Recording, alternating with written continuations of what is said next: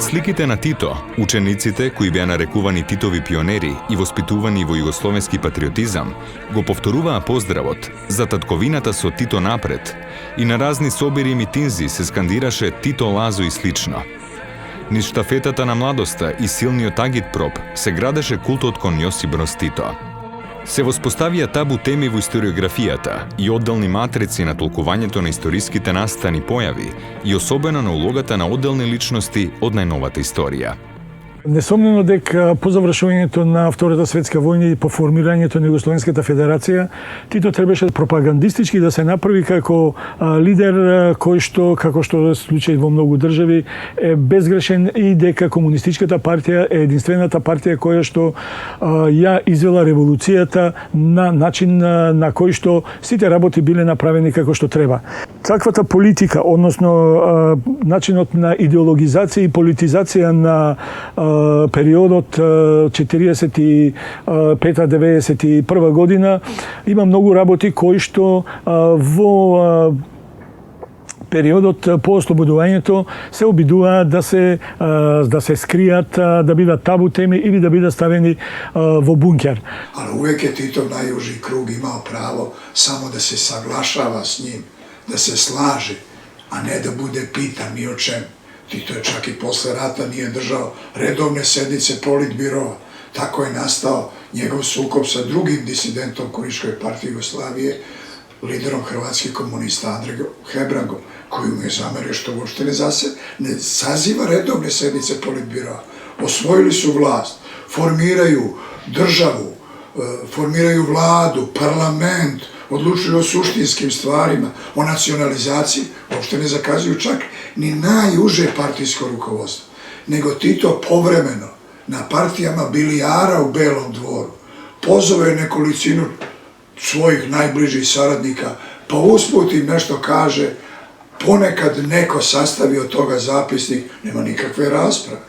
Dakle, odlučivalo se potpuno neformalno, odlučivao je jedan čovjek uz prećutnu ili glasnu saglasnost svojih saradnika, bez ikakvih procedura, čak i kvazi demokratski, a kamoli realnih demokratskih.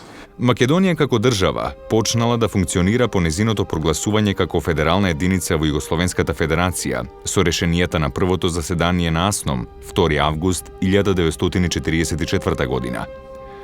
По конституирањето на Демократска федерална Македонија се појавија стремежи за поголема политичка и економска самостојност во одлучувањето во однос на Југословенската федерација. Истовремено дел од творците на современата македонска држава биле носители на демократски или поинакви опции кои не се вклопуваа во строгиот болшевички тип на владење на КП, кој својата моќ ја градеше врз силниот агитпроп и неприкосновената служба за внатрешна безбедност, ОЗНА, УДБА, КОС. Pa u tom prvom krugu oko Tita nije bilo Makedonaca. Od dolaska Titovog na vlast, jedini Makedonac koji se nalazi u Titovoj blizini bio je Gustav Vlahov, koji je bio ipak Titov činovnik, šef Titove kancelarije, ali nije bio čovjek koji se pitao za bilo šta suštinsko. U politbirovu nema nijednog člana iz Makedonije. Tu su ne znam ko je, Ranković, Đilas, Kardelj, Tempo povremeno, Hebrang povremeno, nema ni jednog predstavnika Makedonije. A u to vreme republičke partijske organizacije su ipak organizacije koje samo sprovode direktive iz politbirova iz Beograda, nisu imale nikakvu autonomiju, tako da realan uticaj Makedonije je zapravo na tu politiku koja je dolazila iz politbirova, koji je o svemu odlučivao ili u formalnim ili neformalnim konsultacijama s Titom nije postojala. To je realna činjenica. Сите оние македонски елементи кои што во периодот од 43 година, односно од донесувањето на приговорот на манифестот на главниот штаб на Нов ИПОМ, во кој што се предвидуваше Македонија да биде во рамките на Југословенската федерација, а преговарачите на манифестот беа Македонија и иднината на Македонија ја гледаа во самостојна обединената независна македонска држава и во рамките на Балканска федерација. Од 45 година до 48 година сите беа ликвидирани, што значи период во кој што од 3 години македонската национална мисла беше ставена на страна. Што велат британците во еден документ дека со тоа македонското прашање е ставено во замрзнувач. Целата контрола на тоа прашање ја презеде Јосип Броз Тито и централата во Белград. Исто така треба да се напомене дека во периодот по војната до 91 година воопшто не се споменуваше Методиј Андоновченто, не се споменува Венко Марковски, Павел Шатев, Чучков и други македонски национални дејци кои што беа обвинети од страна на тогашниот режим дека се борат против Југославија, односно дека се луѓе кои што се отстранети поради нивната национална идеја, а по 1991 година тие луѓе се го најдоа своето место во историјата и во учебниците на македонскиот народ. Обидот да се зацкријат сите оние политички опоненти на новата држава по 1945 година, односно формирањето на организации со предзнакот ВМРО, кои што не се согласуваа Македонија да биде дел од Југословенската федерација, и голем број млади луѓе се организира формирајќи здруженија и организации кои што во преден план има идејата за самостојно обединета и независна Македонија или некој вид или Македонија во рамките на Балканска федерација обединета и независна. Исто така и за тие групи на ВМРО во македонската историографија и во македонските учебници до 91 година немаше ништо. Различноста во мислата и целите беше основна причина за безпримерната репресија врз овие македонски дејци, кои најнепосредно ги почувствуваа сталинистичките методи на Титовиот комунизам. И самиот Јосип Броз Тито во пролета 1945 година ќе признае дека тогаш лесно се губела главата и во Македонија, за понатаму да заклучи дека до крајот на годината народот веќе отрпнал, па никој не се плашел од смртната казна. Моделот по кој бил спроведуван теророт го открива Титовата десна рака, Едвард Карделј, кој на еден собир на идеолози на советскиот лагер во 1947 година во Полска вели: "Ние нашата реакција не ја тепаме како некоја национално-политичка сила, како некаква политичка опозиција, туку како агентура на империализмот во нашата земја, како упориште и пипалка на странска шпиунска и диверзантска служба. И затоа ја тепаме безобзирно, физички истребуваме."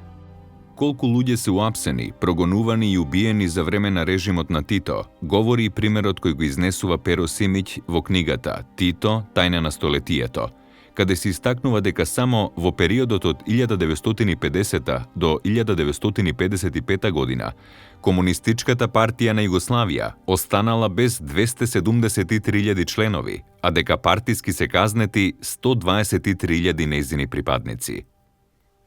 Ne može se imati objektivna slika ako mu se oprosti bilo šta što se ne može nikome oprostiti. Ne može se oprostiti ni jedno ubistvo posle konstituisanja vlasti. Svako ubistvo, svako hapšenje, a kamoli ubistvo, bez suda, suđenja i presude je zločin. Zločin za koji se mora odgovarati. I ako ima pameti na prostorima bivše Jugoslavije i snage da se suočimo i sa tom najtamnijom stranicom te istorije, mi to moramo raščistiti. Svako mesto nepravedno ubijenog čoveka, zločina bilo koje vrste, mora biti obeleženo. Svako ima pravo, bar da je postojao na ovom svetu. Второто заседание на АСНОМ, одржано од 28 до 30 декември 1944 година во Скопје, било искористено да се расчисти со пројавените тенденции за сепарирање на Македонија од Југославија, бидејќи македонците покажувале очебини чекори на преземање активности кои во својата суштина го навестувале одстапувањето од политиката на централната влада во Белград. На заседанието воочливо било одбегнувањето на прашањето за обединување на Македонија и формирање на независна и самостојна македонска држава од страна на представниците испратени од Тито. Одеднаш настанал молк во однос на тоа прашање. Едвард Карделј во поздравниот говор посебно го нагласил опстојувањето на Македонија само во јака Југославија, што било предуслов за среќна Македонија без страв за својата слобода и независност. Затоа Светозар Вукомановиќ Темпо посебно ги критикувал присутните шовинистичко-сепаратистички тенденции во Македонија. Истовремено внатре во Федерацијата се спроведуваа засилени мерки на централизација, насочени против секоја пројава на автономизам или сепаратизам. Дури кога стануваше збор само за поголема автономија во рамките на Федерацијата, Тито реагираше жестоко. Уште во јануари 1945 година тој порачува: "Кажете им таму на македонците да знаат што е Федерација. Ние не се боревме за некој да се отцепува и така натаму." И го застапува ставот дека народите на Југославија правото на самоопределување до отцепување го искористиле на второто заседание на Авној. Така во рамките на дискусиите за првиот устав на Авнојска Југославија, донесен на 31 јануари 1946 година, барањата на Методија Андонов Ченто за внесување на клаузулата на правото на народите на самоопределување до отцепување беше сватено како израз на македонскиот сепаратизам, а Ченто беше ставен во немилост, што набрзо ќе резултира со неговото апсење. Дополнително, кон таквите политички барања, Ченто заедно со Лазар Соколов и други македонски кадри ја застапуваше тезата за економска самостојност на републиката. Имено во тој период, најконјунктурните земјоделски производи, како тутунот, афионот, памукот, оризот, се произведуваа во Македонија и беа главни извозни артикли. Како што ќе се покаже во натамошниот развој на Југославија, економската неравноправност на нациите во Југославија, покрај распадот на владеачката партија, ќе бидат причина за незината дезинтеграција. Така всушност остана нерешен најважниот сегмент од националната политика – економската неравноправност. Во период од неколку повоени години, во Македонија беа ликвидирани идеолошките и политичките неистомисленици на Јосип Броз и на линијата на Политбирото на Централниот комитет на Комунистичката партија на Југославија. Се работеше и за така наречена внатрепартиска опозиција или промакедонска струја – Ченто, Брашнаров, Марковски, Соколов, Апостолски, Влахов, Гермов, Чучков и Глигоров, но и за организации со антикомунистичка ориентација и со предзнакот на ВМРО, кои бараа интегрално решавање на македонското прашање. За време на комунистичкиот период, нашата фамилија како патриотски ориентирана за Македонија и идеалите за Македонија беше прогонувана, малтретирана, омаловажувана, затоа што ние малце поинако мислевме од тие во тоа време што мислеа. Како и сите политички затвореници во тоа време, бевме подложувани на ред испитувања, измачувања, да се дојде до некаква вистина за која они мислеат дека треба да ја откријат. Врзете го. Врзете му ги раците. А ја веќе 6 дена сум стојал. Ставите му јамка за бесилка, јамката ставите ја горе за железо. Ја сега, кога не сум спал 6 дена, не сум пиел вода, не сум јадел ништо, кога ми се спие, задам, јамката ме стега. Абе, то беше ужасно, бе. Абе, то тие истражители, ти лудаши. Абе, тој душата ти отапа, не тебе. Од петите до шијата, целиот модер како палтото. Мамо вика, шо е тоа, вика, стреили, вика, толку си модер. А он не можеше убаво да говори, оти многу тепан. Вика, на електричен стол не става. За да признае нешто. Тој што ти налага, ти доќе окајиш или немам живност. И едне копачи лопата ми мери един, вика, знаеш што, викам, вие кате кај што, ќе ископиш гроб, вика, подолбок, да не така сад кучината, вика, тука. Пресудата ни беше со збесење и без право на помилување. Не смееме да поднесеме молби за това да не се гнаси највисокото тело на Југославија од нашите гнасни дела. Тито у свом личном дневнику каже, ми ćemo biti bezobzirni. To je ključna reč. Bezobzirni to znači svim sredstvima. Samo onima koji se pokažu nepopravljivima. A mi utvrđujemo i jedno i drugo. I ko je nepopravljiv i prema kome treba biti bezobziran. Eto, to je nažalost tako. Ja bi voleo da je ta naša prošlost, pa i ta, malo drugačija, ali nije. A baš kao što se ne može staljinističkim sredstvima, primenjenim na Golom otoku i na svim drugim stratištima na kojima su ljudi neosnovano hapšeni, ne može se na tim osnovama napraviti nikakvo humanije društvo staljinističko. Ne može se na staljinizmu praviti demokratsko društvo. Реч е о класичном сталинистичком обрачуну. Абсурдот на сето ова беше во тоа што авнојска Титова Југославија беше создадена врз основите на полна рамноправност на братските народи и народности, на нивното неприкосновено национално самоискажување, кое го подразбираше правото на самоопределување до отцепување. Меѓутоа, реално тоа беше декларативната и пропагандната страна на градењето на оваа федеративна држава.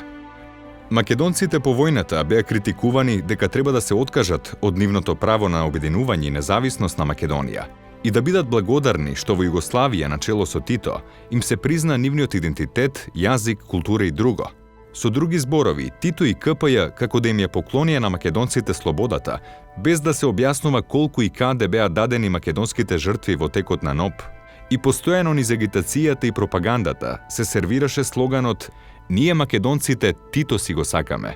Дури и тогаш кога тој и неговите најблиски соработници од Македонија, начело со Лазар Колишевски, во 1946 година, го апсија и осудија првиот претседател на Асномска Македонија, Методи Андонов Ченто, и кога во Идризово, поради неговиот нескршлив дух како македонски патриот и доблесен син на Македонија, духовно, психички и физички го уништуваа како народен и државен непријател.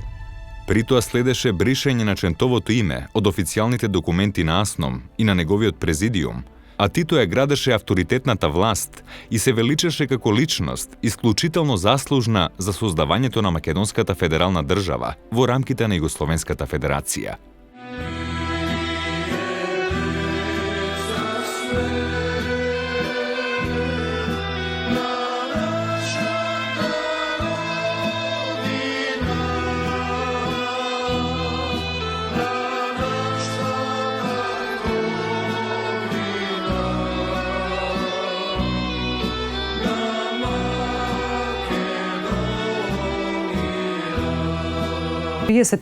година, односно дури цела година пред започнувањето на граѓанската војна, на иницијатива на Комунистичката партија на Југославија ќе се формира и организацијата Народно-ослободителен фронт, односно НОВ, кој што ја раководеше национално-ослободителната борба на македонците од Егејскиот дел на Македонија. Токму затоа уште во 1945 година во Југославија, поточно во местото Булкес во Војводина, беа населувани политичките бегалци од Грција која што напуштија земјата за времето на Втората светска војна. Тие тука останаа да живеат и во текот на целата граѓанска војна. Токму затоа во 1946 година во личните контакти со генералниот секретар на Грчката комунистичка партија Захаријадис Тито му ветува и материјална и морална помош на Југославија во граѓанската војна. Јосип Броз Тито се вмешува во граѓанската војна во Грција. Бидејќи тој е сојузник со Комунистичката партија на Грција, тоа е период кога и Сталин бара сите комунистички партии на Балканот да водат заедничка стратегија, бидејќи тоа е периодот на студената војна кога тој има потреба од сојузување иоздружување на заедничкиот комунистички фронт наспроти Западниот фронт. Тито се вмешува во граѓанската војна и учествува со помош, југословенските сили ги помагаат припадниците на Демократската партија на Грција со помош, исто така ранетите од Грчката граѓанска војна, од Демократската армија на Грција се лекуваат во Македонија, во различни болници, посебно е позната болницата во Јасеново и во Катланово, каде повеќе илјади припадници на ДАК се ранети, болни, биле прифатени од страна на Југославија и тука биле лекувани. Во оружје, во сили, во прифаќање на бегалци, на борци од тоа, се тоа трае се до 49 година. Тоа е период кога Тито има големи амбиции да стане лидер на некаква поширока Балканска федерација или конфедерација и тука до израз доаѓаат покрај инсистирањето на Сталин, значи да се држи тој комунистички фронт, сепак тука најповеќе доаѓа до израз желбата на Јосип Броз Тито да биде лидер на Балканот и да формира некаква поширока комунистичка федерација. Учеството на македонците во граѓанската војна во Грција на страната на комунистичката партија на Грција, односно Демократската армија, и масовноста може да се оправда со тоа чувство на обесправеност и разочараност од случувањата по Втората светска војна. Без никакви човекови права, омаловажени, подложни на денационализација и терор од страна на грчките власти, при добиено одноветување дека доколку се приклучат на страната на комунистичката партија на Грција, ќе можат да ги уживаат човековите права, македонците многу масовно влегуваат во редовите и во текот на граѓанската војна во Грција од 46 до 49 година учествуваат во поголемите битки и самиот факт што најкрвавите битки се случуваат на територијата на егејскиот дел од Македонија, односно на планините Вич и Грамост, укажуваат на тоа кој е најмногу засегнат. Наспроти, емигрантската влада, зад која стоеше Велика Британија, зад која стоја Соединетите Американски држави, значи западните сили, избрана во емиграција, значи наспроти оваа влада и наспроти борбата на грците за да ја освојат власта, македонците во рамките на ДАК војуваа за своите национални права. Кој ја руши демократијата во Грција и кое треба да биде казнето и навистина првите напал бомби кои западните сили ги применија беа токму да се бомбардираат македонците и македонските одрети во текот на оваа граѓанска војна. Јас бе во Демократската армија служев. Беме помешани и грци, и македонци, и тие од Азија дојдени. Беме арна, ама никој не смееше тој да се пред тоа да се вика македонец или турчин или тие само грци можеше да се кажеш. Кога дојде во Демократската армија, комунистичката партија, кога презеде тогај ние во партизанството си говориме чисто македонски. Создадое школи на македонски да се учи. Откако презеде во партизани кога беме. Комунистичката партија на Грција ни дозволи тоа да се учи на македонски, и ни говорее што ти. Кога ќе се ослободиме, ќе имате посебна република, ќе си видите на својата држава. Тоа ни го обеќае. И во редовите на партизанството, јас бе на главниот штаб, направи една како мала зградичка тамо и тамо направи школа да се учи на македонски. Британијом и Америком против претераnog мешања у грчке унутрашње послове. Тито е увелико прешao ту границу и радио je na svoju ruku, slao je sve što je mogao slati, logistiku, naoružanje, oficire za obuku i tako dalje. I sve dok nije i tu propala mogućnost da on osvoji Grčku i usreći Grčku staljiničkim poretkom, jer je očigledno bilo da je podela 50-50 podrazumevala da Grčka bude u zapadnoj sferi, a ne u istočnoj. Во Вардарскиот дел на Македонија, односно од Југославија, е праќана помош, зборуваме за ограничена помош, зборам за санитетски материјал, делумно испраќање на оружје, меѓутоа на територијата на Вардарскиот дел на Македонија има отворени болници, каде што се лекувани македонските партизани. Фактички, повредените македонски партизани од егејскиот дел на Македонија се пренесувани тука каде што се лечени. Меѓутоа, по конфликтот помеѓу Тито и Сталин, односно резолуцијата на Информбирото, Тито одлучува дека таа граница мора да биде затворена за да престане дотурот помошта кон македонците кои што се во рамките на демократската армија на Грција и фактички тоа затварање на границата, односно ставот на Тито дека тоа веќе затворено прашање, фактички пресудува на текот на граѓанската војна во Грција. Бидејќи границата е затворена, единствениот начин како може да се извлечат од таа состојба е при пременување на границата со Албанија и преживеаните македонски партизани од егејскиот дел на Македонија се движат во Албанија и од Албанија поголемиот дел од нив се качени на бродови и однесени во дел од нив во Полска, Чешка, Советскиот сојуз. Непобитен е фактот дека прашањето за обединување на Македонија воопшто не представувало врвен приоритет за Југославија и за нејзиниот лидер Јосип Броз Тито.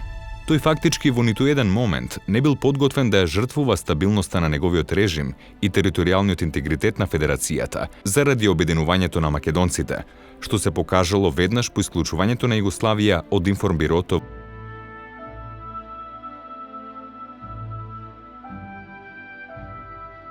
Потигнати да се борат за своите национални права, влего во оваа борба, надевајќи се дека на крајот ќе го извојуваат онова за што и влегоо да се борат.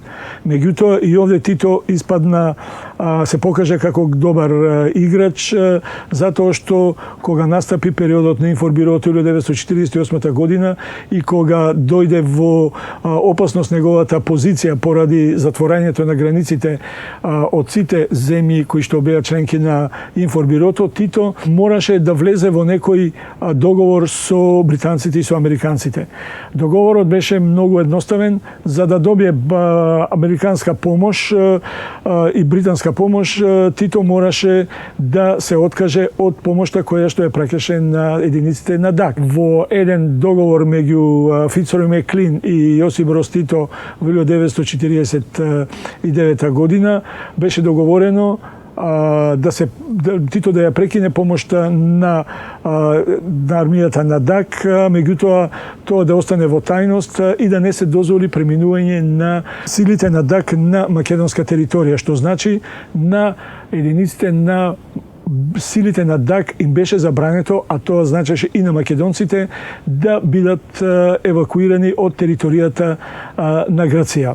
За многу куса време по затворањето на југословенско-грчката граница и прекратувањето на југословенската помош на демократската армија некаде во јули 1949 година дојде и до завршувањето на граѓанската војна, секако погубно за антивладините сили, особено за македонците кои што почувствуваа и огромни последици од оваа војна. Во 1948 година ги иселие луѓето од Бабчор. До еден. Прво ги иселие децата и пратие во народните республики. Во Бугарија, во Југославија, во Полска, по сите республики и во Советскиот сојуз, насекаде и пратие децата. Под тој изговор да испасиме луѓето и иселие и старите. И пратие исто по овие демократските републики, Чешка, Полска, Југославија. Тито е морao да се помири. И ту црту Титове мегаломански, без обзира на цену коштања. To što je raseljena takozvana Egejska Makedonija koja je platila užasno visoku cenu te njegove političke ambicije i avanture, to Tita nije interesovalo. Jer prosto to je bilo nešto što njega nije doticalo ni na koji način, jer ambicija je bila najvažnija. Во наредниот период ќе започне еден процес на воспоставување на добрососедски односи помеѓу Југославија и Грција, на почетокот и економски, а потоа и дипломатски односи, при што секое споменување на македонското прашање, поточно на македонците во Грција од страна на југословенските политичари, од официјална Атина беше толкувано како директен атак врз грчките национални чувства и врз територијалниот интегритет на Грција. За сметка на натамошното негување и изградување на добрососедските односи на Југославија со Грција, Тито го тргна македонското прашање од дневниот ред, од сопствениот дневен ред, до крајот на својот живот.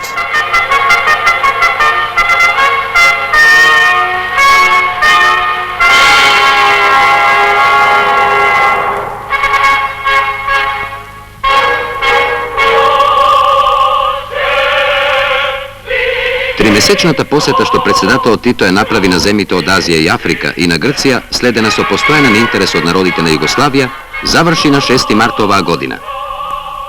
На првата железничка станица, Гевгелија, при враќањето во татковината, председателот Тито го пречека и поздравија Александар Ранковиќ, Јован Веселинов, Лазар Колишевски, Иван Гошњак, Коча Поповиќ, Велјко Зековиќ и други наши високи политички функционери.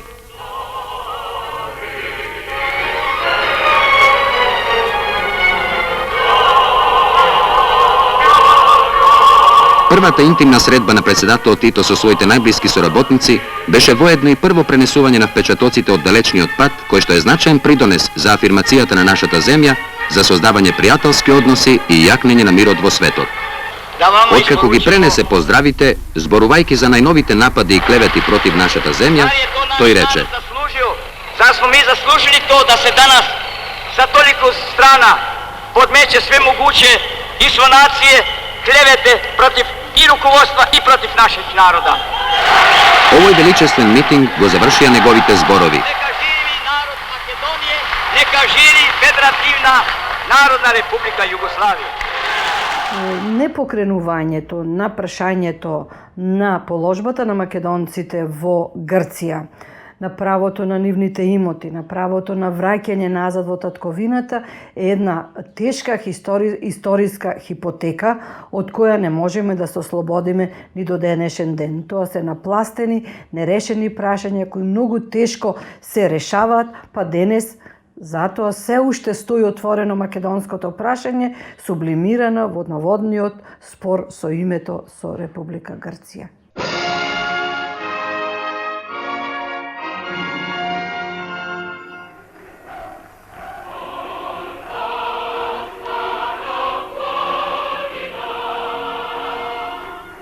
Расположбата на македонците во Бугарија големо влијание имал судирот меѓу Југославија и Советскиот сојуз, кој започнал како судир меѓу Сталин и Тито. Сталин сакал да ја наметне својата власт и на Тито, кој што бил прилично самостоен во своето дејствување, и така дошло до еден добро познат судир меѓу двете земји, Информбирото од 1948 година. Од една страна тоа за Југославија имало добри последици, бидејќи се избегнало целиот ужас на сталинизацијата. Меѓутоа, за македонците во Бугарија тоа имало катастрофални последици. Првата последица е што е укината културната автономија. Тоа е навистина фатално за македонците во Бугарија и уште по-страшно може да се каже тоа што планираното обединување на Пиринска Македонија со Вардарска Македонија е изоставено за секогаш. Сите планови пропаѓаат со тоа. Уште повеќе во тоа време се раѓа една обширна, да ја наречеме, аргументација во наводници, која што била создадена по наредба на Москва за да се докаже предавството во наводници на Тито спрема комунистичката идеја и комунистичкиот логор. Меѓу другите докази во наводници, пак повторувам, било тврденето дека е тој буржојски националист, кој што ја создава македонската нација на антибугарска основа, преку користење на насилство, без почитување правото на самоопределба, дека наводно тоа го правел и во Пиринска Македонија, без разлика што таа е надвор од негова власт, и дека македонскиот јазик што се создава во Република Македонија е вештачки србизиран. Од тука натаму, после 1948 година, положбата на македонците во Бугарија ќе биде заложник на односите меѓу Југославија и Советскиот сојуз, кои што се од ладни кон лоши. Сите овие влушувања ќе бидат искористени од бугарскиот политички врв за да направат една голема промена во односот спрема македонското малцинство во Бугарија, промена од признавање кон негирање. Дури има еден многу невкусен, можем да кажем, невкусна појава Југославија, без разлика на сите влушувања на односите, имала подпишано договор со Бугарија и сите оние кои што бегали од Бугарија во Југославија, вклучувајќи и македонците кои што прогонувани заради својата самосвест во Бугарија бегале во Југославија, биле враќани назад со целосна свест дека не ги чека долгогодишен затвор за тоа нешто. Биле враќани, а Југославија за тоа добивала месо. Замислите, биле продавани луѓето заради неколку кила месо. Затварањето на македонското прашање, да, се случува тука. Сите идеи, пројави, замисли за некаква промена на границите, она граница која што е поставена помеѓу трите делови на Македонија, дека може нешто да се случи и да се размислува по тој правец, сите оние луѓе кои што ќе пројават такви тенденции се прогласувани за шпиони на Америка, на Велика Британија, за империјалисти, за противници на југословенските народи, за противници на самоуправувањето и системот на владење и така натаму. Дури ќе изјави дека не треба, нели, историчарите и спорни прашања како македонското да сметат на добрососедските односи. Практично, македонското малцинство било жртвувано во името на добрососедските односи меѓу Југославија и Бугарија, всушност нешто кое што гледаме дека Бугарија се обиде да го наметне и денес. Mi smo more krvi prolili za bratstvo i jedinstvo naših naroda. Nećemo nikome dozvoliti da nam dira ili da nam ruje iznutra, da se ruši to bratstvo i jedinstvo. Ljudi se vraćaju u neku svoju historiju natrag i počnu tamo da čeprkaju i prokapaju, a zaboravljaju na naš budući razvoj naše socijalističke zajednice kao celine. Nijedna naša republika ne bi bila niko i ništa da nismo svi zajedno. Од една страна, Јосип Брз Тито и неговата улога во народно-ослободителната војна во Југославија придонела за создавање на Социјалистичка федеративна република Југославија. Меѓутоа, од аспект на македонското прашање, илузија представува идејата дека Тито бил оној кој што на македонците им поклонил се, им поклонил држава, им поклонил јазик, им поклонил слобода и така натаму. Како што споменав, македонските партизани сами се бореа во Македонија. Тие нормално беа создадени бригади кои што имаше и други народности, односно народи во тој период, меѓутоа поголемиот дел сршта беа македонци. И како што може да се каже дека македонците, особено од вардарскиот дел на Македонија, уживале некаква поддршка за создавање на република, за еднаква членка во таа Југословенска федерација, во ист момент може да се каже дека македонците од Пиринскиот и Едегискиот дел на Македонија биле оставени надвор, биле оставени на буништото да се снаоѓаат како што знаат. И сите идеи за создавање на опедината Македонија наишле на отпор кај Тито. Бидејќи, знаете, постоел и реалниот страв дека создавање на таква обедината Македонија може многу лесно да излезе од контрола и да биде одделена од Југославија. Тоа е нешто што се плашил Јосип Брз Тито. И мислим да е to cena koja se plaćala i u decenijama Titove vladavine. Negde je Makedonija bila ipak skrajnuta u toj Jugoslaviji. Slovenci su imali neuporedivo veći uticaj u toj Jugoslaviji, ne samo u odnosu na svoju veličinu i broj stanovnika, nego su imali u pojedinim periodima najveći uticaj koji se čak mogao meriti i sa većim uticajem od Hrvata i Srba. A Makedonicima već nije se mogao ni porediti. I zato je, pored ostalog, i Slovenija malo bolje, sasvim sigurno prolazila u toj Jugoslaviji od Makedonije. Jedini koji se ovako može čovjek da kaže gest velike Titove solidarnosti sa Makedonijom bio je zemljotres u Skoplju. Tih slika se sećamo, ali to je za 35 godina vladavine jako malo. Zaista veoma malo. I to je više jedan simbolički gest koji su narodi Jugoslavije naravno razumeli i oni bi razumeli i bez Tita i solidarisali se i pomogli koliko su mogli. Ali to jeste, ali ne može se zaista sve svesti na to i ne može to biti dokaz da je Tito imao zaista jedan odnos prema Makedoniji i Makedoncima koji su oni zasluživali i koji je pripadao jednoj republici koja je imala bar formalno ravnopravni status sa svim drugim jugoslovenskim republikama i to se mora zaista reći kao nepobitna istorijska činjenica. Во 1991 година, Република Македонија стана суверена држава, која заедно со независноста го доби историското наследство на долго запоставуваното и нерешено македонско национално прашање на Балканот. Честитам слободна, суверена и самостојна Македонија!